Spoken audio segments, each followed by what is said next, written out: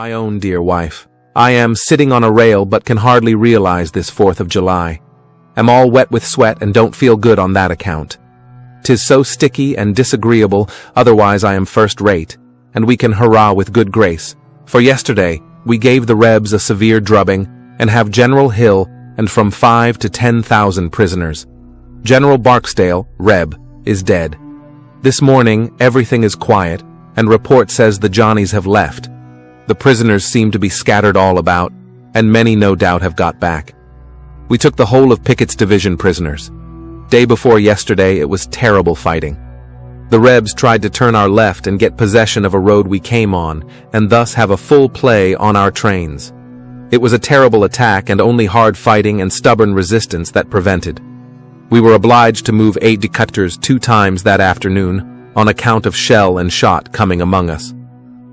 The 32nd came along that Thursday afternoon. We saw them as they passed, and in a half an hour, some were going back wounded. Yesterday, we moved up to the same ground HD quarters were on the day before. We were told that at 2 o'clock or later, the shot and shell would fly in there thick and fast, as the rebel line of battle with their batteries was in plain sight opposite and but a half-mile distant. But no orders came to move, or be ready to move. I was asleep on the ground, and a large part of the company were in the same situation when whiz, bang, burr, chug came the solid shot and shell thicker than I ever knew before.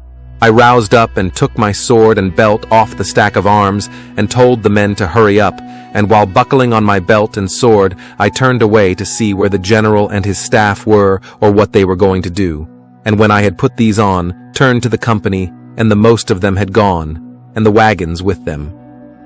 Our own team had not got out, and I told John to turn them round and put to the rear and right the sooner to get out of range, and moved Hamilton's chair out of the way. By this time, all had gone, and I started to find and get them together again, carrying H. chair. Soon came upon the red wagon, the generals, and got 8 or 10 men together. After we had got out of range and in a safe place, I ordered them with H to remain there while I went back to where we were to see what in the men's haste had been left behind and if any of the men had been hurt. I went clear back and picked up some things left behind by the men and got safely back. The red wagon had moved, and I had some trouble in finding it, and was actually compelled to lay down and rest. I never was before tired as I have been. I did not run a step of the way, but it was terribly hot, and I was lugging a gun and 2 canteens and a haversack and bottle of tamarinds or pickles.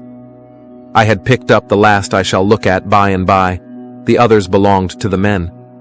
I do not think I was frightened and was not obliged to go back, but being a little ashamed of the way the company left, and not knowing but some of them might be killed or wounded, I thought it best to go see. I certainly did think of home, and you all, and on your account, prayed to be spared. Very near did cannonballs come to me, and pieces of shell flew within 2 feet certain of my head. Some shells burst with a report like a cannon right overhead, and as I was coming back the second time, a percussion shell struck the ground a little way ahead and exploded, throwing the pieces singing through the air.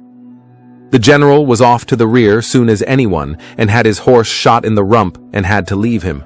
H had a horse and George started with it, but an artilleryman took it away from him. H may get it again.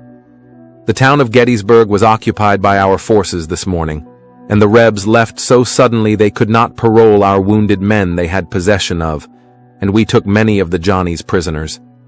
It has been terrible fighting and great loss on both sides. I fear we are too crippled or short of ammunition to follow up the Rebs in their retreat. Our regiment had yesterday forenoon Colonel and Lieutenant Colonel and Major wounded, Captain Tay and Dana and Shepard ditto, and other officers and men ditto. Lieutenant Barrows killed, and only 1 or 2 others that I could find out certainly about. All the Plymouth men in Company E were well. I saw Mr. Eleazer Shaw carrying along the body of Lieutenant Barrows to bury. I did not understand that the colonel or lieutenant colonel were very seriously wounded. General Sickles lost a leg. General Reynolds very recklessly exposed himself, 'tis said, and is killed. The wounded are everywhere. I looked into the hospital of 2 or 3 different corps and saw amputation going on, and cutting out pieces of shell and musket balls, and though all were suffering and lying around in stable yards, on barn floors, under trees, beside fences, and in every place where there was a chance to lay or sit a man. I did not hear so much noise as May used to make in having a tooth out.